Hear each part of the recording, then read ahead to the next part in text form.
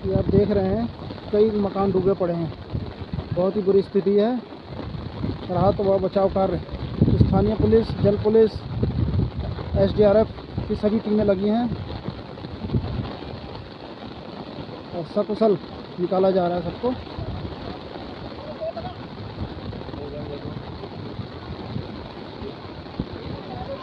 ये देखिए मकान। नमस्कार दोस्तों, मैं विशाल सिंह बोरा बेलखेत से। आज बेलखेत में झूला पुल स्थित था, ये पूरी तरह से क्षतिग्रस्त हो चुका है। ये बह चुका है कोयला नदी के प्रभाव से और आप देख सकते हैं सामने बहुत सारा भू कटान भी हो रखा है। और ये बहुत सारा नुकसान जो कल रात को हमने इस आपदा से देखने को मिला है। और यहाँ पे सारे लोग डरे और सहमे हुए रात भर सोए नहीं हैं। और यहाँ पे इतना विकराल रूप इस नदी का हमें देखने को मिला। ये पुल पूरी तरह क्षतिग्रस्त हो चुका है। जो सामने में एक दुकान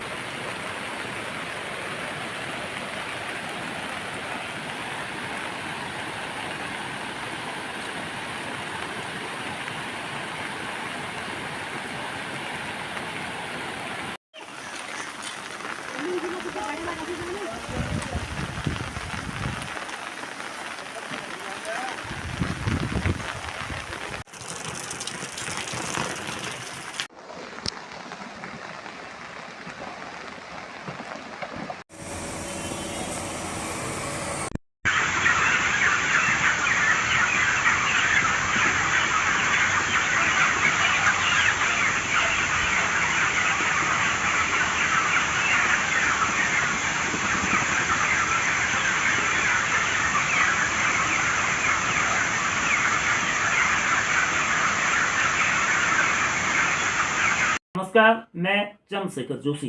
देवभूमि टुडे में आपका स्वागत है। अब की बार 400 पार। जी हाँ, भारत के लोकसभा चुनावों में ये नारा केंद्र की सत्ता पर काबिज भारतीय जनता पार्टी की ओर से हालिया लोकसभा चुनाव में लगाया गया था। वह नारा राजनीति के मैदान में तो पूरा नहीं हुआ, लेकिन मौसम ने चंपावत जिले के मैदान में 400 पार जरूर कर दिखाया। जिले के मैदानी क्षेत्र बंदसा में महज 24 घंटों में 431 मिलीमीटर बारिश हुई। आपदा प्रबंधन विभाग के आंकड़ों के मुताबिक 8 जुलाई सुबह 8 बजे तक का यह आंकड़ा है। बंदसा में साल 2009 के बाद ऐसी और इतनी भयावह बारिश कभी नहीं हुई। बीते 3 सालों की अगर बात करें तो 9 अगस्त 2023 को बंदसा में 218 मिलीमीटर बारिश हुई थी। लेकिन कहर बनती बारिश का ये हाल सिर्फ बंदसा में हुआ हो ऐसा भी नहीं है। दरअसल बारिश ने चंपावत जिले के पहाड़ और मैदान का फासला पूरी तरह से पाट दिया है। क्या बंदसा, क्या टनकपुर, क्या चंपावत।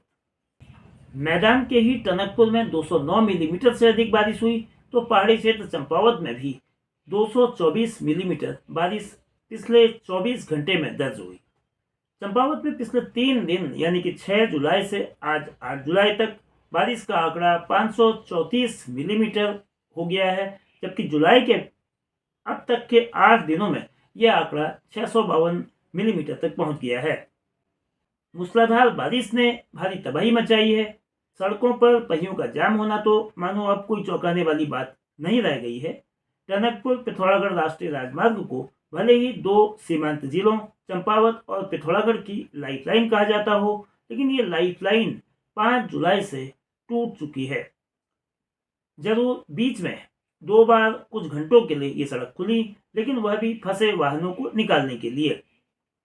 पूर्णागिरी सड़क टनकपुर से जौलजीबी जो निर्माणाधीन रोड है, सुखीडांग डाडा मिडार, लोहाघाट से सीमांत पंचेश्वर, रीठा साहब से धूनाघाट तक की सड़क सहित करीब 35 से अधिक मार्ग बंद हैं। रोडों की ऐसी तस्वीर से जाहिर है कि आवाजाही प्रभावित हो रही है और लोगों की परेशानी भी बढ़ रही है। भरतपुर में शारदा नदी क्षेत्र ही नहीं, शहर के कई इलाकों की सड़कें भी तालाब में तब्दील होती दिखी। जिले के प्रवेश द्वार बंदसा को तो बाढ़ से बचाव के लिए उधम सिंह नगर जिले से मंगाई एनडीआरएफ की टीम की मदद लेनी पड़ी। नेशनल डिजास्टर रिलीफ फोर्स के अलावा एसडीआरएफ और चंपावत पुलिस ने नाव के सहारे बंदसा के पचपकरिया, देवीपुरा और गड़ीगोट क्षेत्र में हुड्डी नदी से आई बाढ़ में फंसे 120 लोगों को निकालकर सुरक्षित जगह पहुंचाया। 6 जुलाई से बनबसा के सारदा बैराज में रेड अलर्ट भी है। इस वजह से बैराज से जो नेपाल की तरफ यानी कि जो बनबसा और गड्डा चौकी के बीच वाहनों का आवागमन होता है पुल के माध्यम से वो थम गया है। और आज 8 जुलाई को जो वाटर डिस्चार्ज रहा बैराज का वो 2.55 लाख यानी कि 2.5 लाख क्यूसेक से कहीं ज़्यादा रहा। बारिश ने पहाड़ में भारी तबाही मचाई है। क्या सरकारी संपत्ति क्या निजी, किसी को भी नहीं छोड़ा। अमोड़ी के राजकीय डिग्री कॉलेज का भवन लदिया नदी के उफान में आने से खतरे की जद में आ गया है। अमोड़ी के पास के गांव बेलखेत में एक पैदल पुल बीती रात यानी कि 7 जुलाई की रात को नदी में समा गया। यह पुल सजोली सहित कई गांवों की आवाजाही का महत्वपूर्ण जरिया था। चंपावत में वन निगम के लकड़ी का टाल भी भूस्खलन से ढह गया। वहीं लदिया नदी का रुख गांव की ओर मुड़ने से नौलापानी सहित कई गांवों के लिए खतरा बना हुआ है। टनकपुर के छीनीगोठ में भी पोल्ट्री फार्म में 5000 मुर्गियों के नुकसान होने की सूचना है। चंपावत मंचतामली जो सड़क है उसके शुरुआती हिस्से में गंडकी नदी से भूकटाव का खतरा बढ़ा है। इतना ही नहीं, जो बिजली के खंभे 11 kV की जो लाइन है, LT की लाइन है, इनको भी नुकसान पहुंचा है। इसके अलावा 4 ट्रांसफार्मरों को नुकसान पहुंचा है। और इससे न केवल बिजली की आपूर्ति प्रभावित हुई है बल्कि ऊर्जा निगम को भी 40 लाख रुपए से अधिक का नुकसान झेलना पड़ा है। रीठा साहिब सहित लदिया घाटी का बड़ा क्षेत्र है। ये खेती के लिए खासा उपजाऊ माना जाता है, लेकिन इस बारिश में ये खेत रोखड़ में तब्दील हो गए हैं। खड़ी फसल बुरी तरह से बर्बाद हो गई है। कई जगह खेत, निजी मकान और गौशालाओं के भी जिले भर में क्षतिग्रस्त होने की सूचना है। मुख्यमंत्री पुष्कर सिंह धामी ने वर्चुअल बैठक लेते हुए अधिकारियों को तेजी से बचाव और राहत कार्य करने के निर्देश दिए हैं। बाद में एक समाचार एजेंसी से बात करते हुए उन्होंने कहा कि 2-3 दिनों की भारी बारिश से सितारगंज, नानकमत्ता, खटीमा से लेकर बनबसा टनकपुर तक के कई हिस्से जलमग्न हो गए हैं। लोगों के घरों के भीतर भी पानी घुस गया है। अधिकारियों को जानमाल की हिफाजत के लिए तत्काल जरूरी कदम उठाने के मुख्यमंत्री ने निर्देश दिए हैं।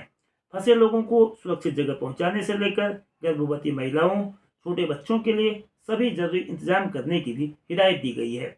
जिला प्रशासन, पुलिस और तमाम सरकारी एजेंसियां बचाव और राहत कार्य में जुटी हैं। डीएम नवनीत पांडे का कहना है कि प्रशासन की प्राथमिकता फंसे लोगों को निकालकर सुरक्षित स्थानों पर पहुंचाने की है। भारी बारिश, मैदान में बाढ़ जैसे हालात, पहाड़ में अनेकों जगह भूस्खलन, राष्ट्रीय राजमार्ग के बंद होने से चुनौतियां और भी जटिल बनी हुई हैं। ऐसे में समूचे सरकारी तंत्र को और भी असरकारी ढंग से काम करते हुए दुश्वारियों से पार पाना होगा। इसके लिए सबसे जरूरी है कि जितना जल्दी संभव हो राष्ट्रीय राजमार्ग को सुचारू किया जाए, ताकि जिले के दोनों छोरों यानी कि मैदान और पहाड़ के बीच न केवल आवाजाही हो बल्कि मदद और तालमेल में तेजी आ सके। और सबसे जरूरी कि मानसूनी तैयारियों और उसके क्रियान्वयन को बेहतर बनाने के उपायों पर जोर दिया जाना चाहिए। तभी ऐसी मानसूनी आपदाओं से अधिक सक्षम तरीके से निपटा जा सकेगा। माननीय मुख्यमंत्री जी का भी फोकस यह है कि इस समय जो जल भराव की स्थिति बनी हुई है और जो तेज बहाव बराज में है उसके क्रम में लोगों को उनके सुरक्षित स्थानों पर पहुंचाया जाए। तो उन्हीं के निर्देशानुसार इस समय हम लोग भी पूरी तरह से सर्च एंड रेस्क्यू पर ही फोकस किया रहे हैं। विभाग से एक हाई अलर्ट प्राप्त होता है जिसमें कि ये कहा गया था कि 3 दिन तक लगातार बारिश होगी और उसके क्रम में कल रात्रि को लगभग 3 से 4 बजे के बीच में 4 लाख क्यूसेक का जो है डिस्चार्ज नापा गया है टनकपुर और बनबसा बैराज में। लेकिन अब वो जो है अब कम हो गया है और वो आज की डेट में लगभग 2.25 लाख हो चुका है। तो इसका मतलब यह है कि जो पहाड़ से पिथौरागढ़ और ऊंचे क्षेत्रों से जो पानी आना था वो अब निकल चुका है। इस समय स्थिति जहाँ तक बैराज का प्रश्न है वो सामान्य है। हमारे लिए इस समय सबसे बड़ा चैलेंज ये है कि जो हमारे पंचपकरिया है या फागपुर है, चंदनी है, बनबसा का इलाका है, वहाँ पे जल भराव की स्थिति इस समय बन गई है। हमारे यहाँ इस समय मौके पे जो हमारी उत्तराखंड की जल पुलिस है, SDRF है और NDRF हमें मिल चुकी है। तो ये सभी दल जो हैं वहाँ पे इस समय जितने भी वहाँ पे जो फंसे हुए लोग हैं उनको वहाँ से बचाव करके उनको सुरक्षित स्थानों पे ला रहे हैं। उनके लिए बनबसा में कुछ राहत शिविर भी स्थापित किए गए हैं डिग्री कॉलेज में, JJIC में, जहाँ पे उनके खाने पीने की व्यवस्था भी होगी। हम लोग प्रयास कर रहे हैं कि जो जानवर भी फंसे हुए हैं उनको भी वहाँ लाया जा सके और उनको भी वहाँ पे वेटनरी ऑफिसर्स के निगरानी में उनको वहाँ पे जो है केयर मिल सके। इसी के अतिरिक्त जो है हेल्थ फैसिलिटीज़ को भी स्ट्रेंथन करने के लिए कहा गया है, क्योंकि इस समय खटीमा सितारगंज की तरफ भी जल भराव की स्थिति है। तो इस समय जितने भी रेफरल केसेज होंगे वो वहाँ नहीं हो पाएंगे। इसलिए उनसे कहा गया है कि आप अधिक से अधिक जितने भी केसेज हैं उनका ट्रीटमेंट आप डिस्ट्रिक्ट हॉस्पिटल में या फिर सब डिस्ट्रिक्ट हॉस्पिटल में ही करें। तो उसी के अनुसार जो है स्वास्थ्य विभाग भी अपनी तैयारियां यहाँ पे लगा हुआ है। इस समय हमें उम्मीद है कि जो अब अगले जो 24 से 48 घंटे का जो फोरकास्ट आया है उसमें कुछ वर्षा की कम होने की संभावना बताई गई है। तो हम आशा करते हैं कि अगले 2 दिन में स्थिति धीरे धीरे करके सामान्य हो जाए। आज की अभी तक जो रिपोर्टेड है, हमारी इस समय नेशनल हाईवे 3 जगह पे बंद है। स्टेट हाईवेज भी हमारी जो मेन इस समय देवीधुरा वालिक वाली है वो भी इस समय बंद है। इस समय हमारी टीम्स निरंतर चल रही हैं। मौसम हमें थोड़ा साथ नहीं दे रहा है, बारिश लगातार हो रही है। तो जहाँ जहाँ संभव हो पा रहा है, जहाँ पे उनके लिए जो हमारे जेसीबी ऑपरेटर्स के लिए सुरक्षित है, साफ करना और सफाई चल रही है। लगभग 39 ग्रामीण मार्गों की हमारे पास इस समय सूचना है जो बंद है। हम उम्मीद करते हैं कि अगर बारिश थोड़ा सा भी हमें सहयोग करती है तो हम लोग के कल शाम तक ये सड़कें खोलने की उम्मीद में होगा। एनएच वगैरह नियमित रूप से खोली जा रही हैं, बंद हो रही हैं, खोली जा रही हैं। हम लोग निरंतर प्रयास कर रहे हैं। मुख्यतः इस समय हमारा जो फोकस है वो इस समय राहत और बचाव पे है। तो लोगों को सुरक्षित स्थानों पर पहुंचाना है और उसके बाद जो हमारा इमीडिएट चैलेंज होगा कि हम लोग वहाँ पे स्वच्छ पेयजल की, विद्युत आपूर्ति की और जो हमारी मेडिकल सुविधाएं हैं इनको हम लोगों को वहाँ तक पहुँचा सके ताकि बाद में कभी किसी प्रकार का हैजा या बीमारी ना फैले वहाँ पे। तो इसके लिए यहाँ से डिस्ट्रिक्ट लेवल से अतिरिक्त अधिकारियों की तैनाती की जा रही है, चाहे वो पशुपालन हो, चाहे वो स्वास्थ्य विभाग हो, चाहे ग्राम विकास हो, चाहे पंचायती राज हो। ये अतिरिक्त अधिकारियों की तैनाती की जाएगी। ये न केवल राहत बचाव में और इमरजेंसी सिचुएशन में सहयोग करेंगे बल्कि जो हमारे डैमेजेस हुए हैं वहाँ पे संपत्तियों के, उनका सर्वे करके हमें रिपोर्ट का आंकलन देंगे। तदनुसार उसमें जो है फिर मानसून डैमेजेस में जो है कार्रवाई की जाएगी।